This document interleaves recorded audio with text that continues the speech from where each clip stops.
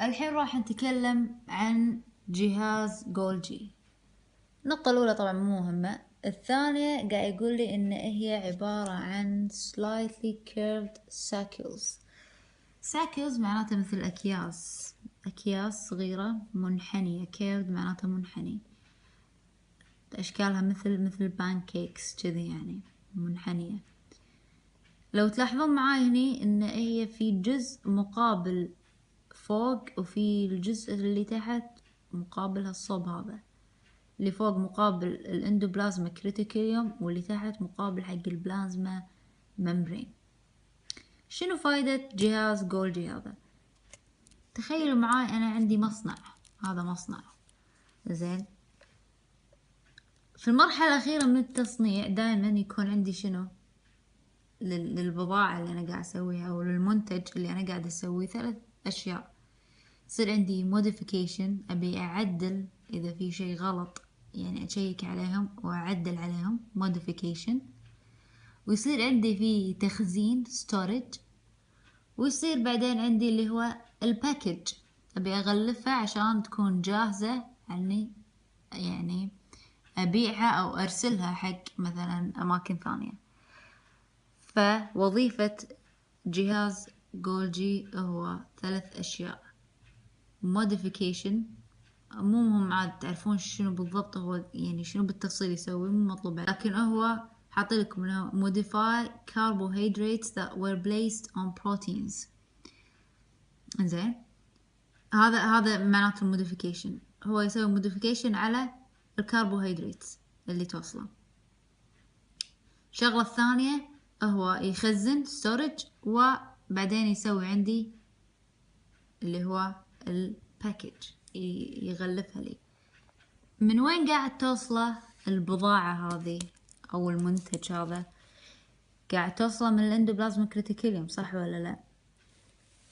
فراح توصله من الفاسيكلز اللي قلت لكم عنها قبل شوي، توصله من الرف وتوصله من السموث. البضاعة اللي توصله من السموث هي عبارة عن لبد. البضاعة توصل عن طريق شنو؟ الفاسيكلز اللي قلت لكم عنها. أما البضاعة اللي توصل من الرف توصل على شكل شنو؟ بروتين. ليش بروتين؟ لأن فيه رايبوسومز قلت لكم. هذا الفرق بين الفاسيكلز اللي يطلع من الرف والفاسيكلز اللي يطلع من السموث.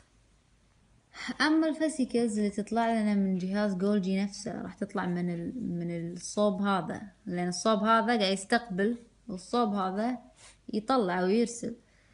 هذا راح يطلع حق أي جزء من أجزاء الخلية، أو راح يرسله حق وين؟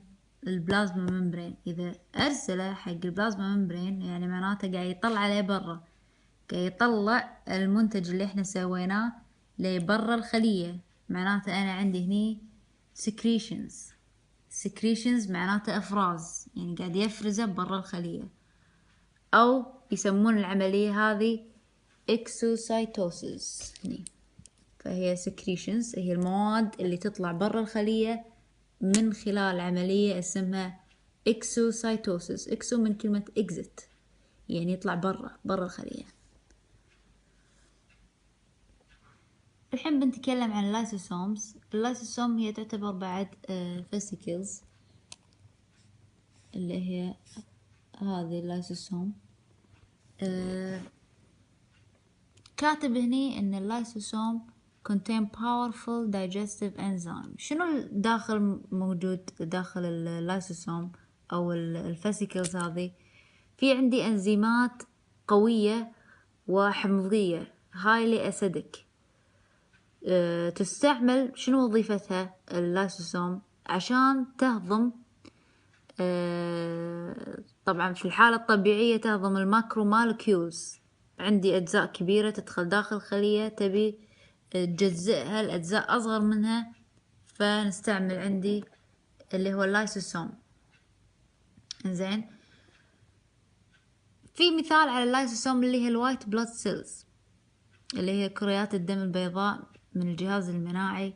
لما يدش جسم غريب داخل كائن الحي راح تبدأ تهاجمه الوايت بلود سيلز، راح مثل تبتلعه وبعدين تبدأ تهضمه. فهذه في الحالة الطبيعية. لكن اللايسوسوم في أمراض معينة تصير في شغلة يسمونها auto digestions اللي هي بالنقطة رقم 5. متى تصير هذه الحالة؟ لما يبدأ اللايسوسوم يهضم أجزاء من الخلية طبيعية، يبدأ يهاجم نفسه. لما اللايسوسوم تبدأ تهاجم أجزاء من الخلية، هي وظيفتها تهاجم أجزاء غريبة عن الجسم، لكن لما تبدأ تهاجم نفسها هنا يكون عندي auto digestions. في بعد شغلة عندي اسمها اللي هي الابوبتوسيس او البروجرامد سيل ديث. هذه هم تصير بحالة طبيعية. يعني مثلا عمركم شفتوا الافلام الاجنبية يحطون مثلا اللي هو التدمير الذاتي، مركبة فضائية ويصير فيها تدمير ذاتي وتنفجر. هم عندنا بالخلايا نفس الشيء. الحين تخيلوا معاي الجنين بطن امه دائما تكون اصابع ايده متلازقة بهالشي هذا، في غشاء بين الأصابع. بمجرد ما يوصل يعني مرحلة معينة الجنين تبدأ عاد يعني يختفي الغشاء الموجود بين الأصابع وتبدأ تتشكل عندي الأصابع منفردة. شلون؟ طبعا هذا الغشاء الموجود مني عبارة عن خلايا. الخلايا هذه يعني منو اللي يقضي عليها؟ اللي هو اللايسوسوم. هذه في حالة طبيعية إنه لما يوصل مرحلة معينة الجنين راح تختفي عندي، راح يختفي الغشاء هذا عن طريق شنو؟ اللايسوسوم هذا. الحين راح نتكلم عن فاسيكلز ثانية. احنا تكلمنا عن اللايسوسوم وتكلمنا عن الفاسيكل اللي تطلع من السموث اي ار واللي تطلع من الرف اي ار. الحين راح نتكلم عن شغلة اسمها بيركسوسوم. بيركسوسوم مثل اللايسوسوم عبارة عن فاسيكل داخلها انزيمات، لكن الانزيمات اللي داخلها تختلف عن الانزيمات اللي باللايسوسوم. الانزيمات اللي بالبيركسوسوم وظيفتها هي تكسر الفاتي اسيد، break down of fatty acid. عقب ما طبعا هي عن طريق شنو؟ هي تأكسد الفاتي اسيد. عقب ما تأكسد الفاتي اسيد راح تنتج عندي اللي هو هيدروجين بيروكسيد اللي هو H2O2. هو يعتبر توكسيك مولكيول، لكن عن طريق انزيم اسمه الكاتاليز راح تكسر لي بعد الهيدروجين بيروكسيد حق ماي واكسجين. فهي تسوي عندي شغلتين، تكسر لي الفاتي اسيد اول شيء، او تأكسد الفاتي اسيد تخليه هيدروجين بيروكسيد، وبعدين راح تحول لي الهيدروجين بيروكسيد حق ماي واكسجين عن طريق الكاتاليز. طبعا موجودة البيركسوسوم موجودة بالليفر، بالكبد. تنتج عندي من الكوليسترول الموجود في الكبد، تنتج عندي البايل سولتس طبعا عن طريق اللي هو breaking down the fats. وموجود بعد في في النباتات اللي هي السيدز، اللي هي النباتات أول ما تنمو من اللي هي البذرة. النبات لما يطلع من البذرة تحتاج حق اللي هي مثل غذاء. فالبيركسوسوم هذه تساعد هما بأن تحول للكربوهيدرات أو الفاتي أسيد، تحوله حق شوجر. الشوجر هذا يعني مهم حق نمو النبات في هذه المرحلة. عندي هما من أنواع الفاسيكلز، بس هذه شوية أكبر من الفاسيكلز اللي هي الفاكلز. هي عبارة عن يعني مثل كيس بس شوية أكبر. من أنواع السنترال فاكيول اللي هو الفجوة الغذائية الموجودة في البلانت سيل. طبعا وظيفتها هي يعني في البداية تتخلص من الماء الزايد في الخلية، وفي بعد من أنواع الدايجستيف فاكلز digest nutrients اللي تهضم الغذاء. وإن جنرال طبعا هي تعتبر store substance، تخزن عندي المواد مثل الماي، مثل الشجر، salt، البيجمنتس، حتى التوكسيك مولكيولز، المواد السامة تتخزن عندي بهذه الفجوة. طبعا اسمها بالنبات السنترال vacuole. هم store nutrients and waste، تخزن عندي اللي هي الغذاء، وتخزن الفضلات، ويعني حتى إذا كبرت الخلية هذه. راح نتكلم الحين عن الأورجانيلز الخاصة في إنتاج الطاقة. الأورجانيلز هذه الخاصة بإنتاج الطاقة موجودة في النباتات اسمها الكلوروبلاست. أما الموجودة في الحيوانات والموجودة في الإنسان اللي هي الميتوكوندريا. نتكلم أول شيء عن الكلوروبلاست. هذا شكلها، هذه كاملة اسمها الكلوروبلاست. طبعا هي وظيفتها أساسا في الفوتوسينثيسيس، عملية البناء الضوئي. عملية البناء الضوئي طبعا هذه هي المعادلة مالتها اللي هي سولار انرجي، طاقة من الشمس، مع الكربون دايوكسيد C2O مع ووتر، راح يعطيني كربوهيدرات زائد أكسجين. هذه هي المعادلة، طبعا لازم تحفظونها. اللي يسوون عملية البناء الضوئي يعني فقط الحيوانات، النباتات والبكتيريا، نوع معين من البكتيريا اللي تكلمنا عنه في البداية. داخل الكلوروبلاست شيء اسمه الثاليكويدز، هم تكلمت عنه، اللي هي الأقراص. هذه مجموعة الأقراص مع بعض اسمها اللي هي جرانيوم، موجودة هنا الجرانيوم. داخل الثاليكويدز موجود اللي هو الكلوروفيل and other pigments، نقطة رقم 4. لكن الأنزيمات اللي تكون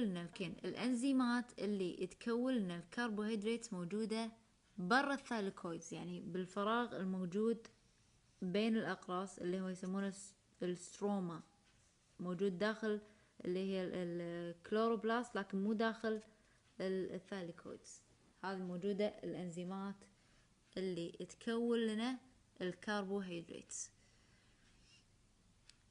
طبعا مثل ما قلت في البداية ان الكلوروبلاست have both their own DNA and ribosomes. ما تاخذ DNA من النيوكليس، لها DNA خاص فيها بعيد عن اي اورجانيز ثاني بالخلية.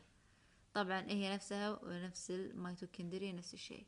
وهذا يدعم نظرية الاندوسيمبايوتيك هايبوثيسيس اللي تكلمنا عنها أول الشابتر. الحين راح نتكلم عن الميتوكوندريا. الميتوكوندريا are surrounded by a double membrane، يعني لو تشوفون الصورة هي عبارة عن غشائين، نفس الكلوروبلاست، يمكن ما ذكرت الشيء. هي عبارة عن double membrane، يعني غشائين، هذا الأول تشوفونه وتحت الثاني. طبعا الثالث راح يكون عندي اللي هو غشاء الثاليكويد. هني هم عندي double membrane organized into flattened disc-like وين أنا رحت mitochondria surrounded by double membrane. The inner membrane اللي هو الغشاء الداخلي surrounded the matrix and is convoluted to form cristae. لو تشوفون الانر ممبرين هذا الداخلي، يعني هذا الاوتر وهذا الانر في عندي مثل ثنيات من داخل، هذه يسمونها الكريستي. شنو وظيفتها الكريستي هذا؟ طبعا داخلها راح يتم عندي الاي تي بي اللي هي مركبات الطاقة. هني في هذا المكان راح تنتج عندي الاي تي بي. الميتوكوندريا are smaller than الكلوروبلاست، أصغر منها، لكنها تختلف بالشكل.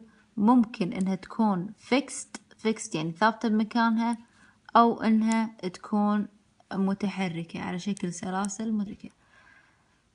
الميتوكوندريا نفس الكلوروبلاست عبارة عن رايبوسومز والدي ان اي خاص فيهم، على عكس باقي الأورجانيلز الميتوكوندريا والكلوروبلاست لهم دي ان اي خاص فيهم. الماتريكس اوف ذا ميتوكوندريا، هذا الماتريكس اللي بالنص،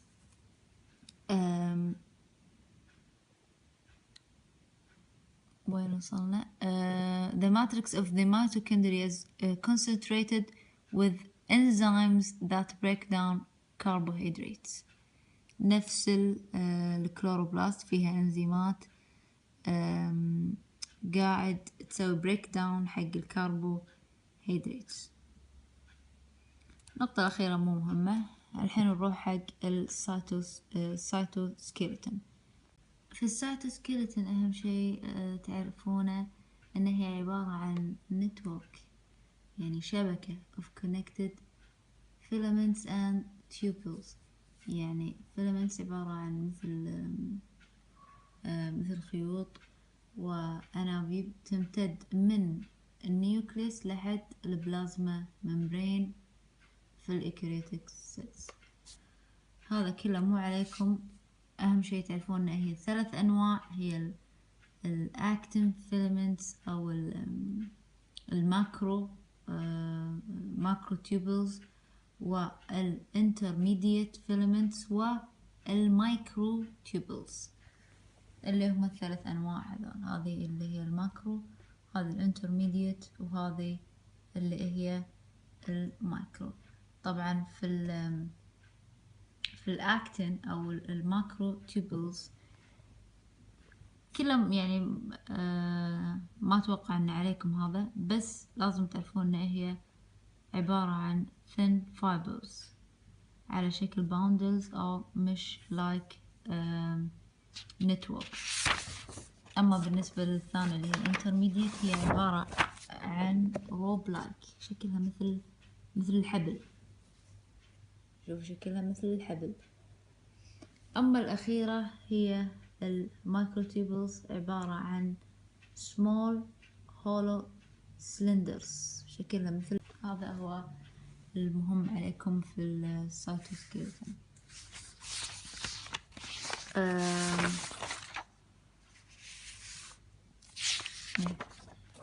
نجي حق شغلة اسمها السنترويدز. السنترويدز اللي هي هذه عبارة عن short cylinders with a ring pattern 9+0. شنو يعني 9+0؟ يعني طبعا هي عبارة عن microtubule triplets angle to each other. لو تشوفون شكلها هتحسبونها 1 2 3 4 5 6 7 8 9، فهذول 9 زائد من داخل ما في، فهي 0، 9 زائد 0. فهذا الباترن اللي يتكلمون عنه. بس في شغلة اللي هي السنتروليز serve as basal body. basal من كلمة base اللي هو مثل قاعدة، فهي مثل قاعدة for cilia and flagella. cilia اللي هي الأهداب يقصدون فيها، والفلاجيلا اللي هي الأصوات. الحين الجزئية الأخيرة اللي هي السيليا والفلاجيلا. اللي لازم تعرفونه في هذه الجزئية أن السيليا هي عبارة عن hair like projections. hair like يعني مثل هي معناتها أهداب، يعني projections زوائد اللي تكون خارج الخلية. طبعا هي تكون short قصيرة، لكن move in undulating fashion اللي هي مثل التموجات. يعني أمثلة على اللي هي الكائنات اللي تستعمل السيليا مثل الباراميسيوم linking of human upper respiratory tract اللي هي الجهاز التنفسي في جسم الإنسان والرئتين.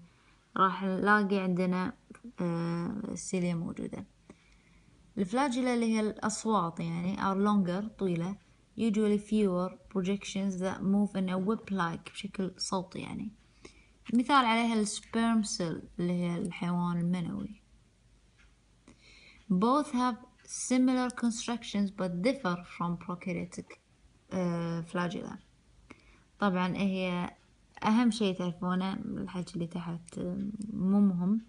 أهم شيء تعرفونه إن هي membrane bounded cylinders enclosed a matrix containing a cylinder of 9 pairs of microtubules encircling 2 single microtubules. يعني الباترن هنا فوق قلنا عن السنتروليز إنها 9 plus 0، هني راح نقول 9 plus 2.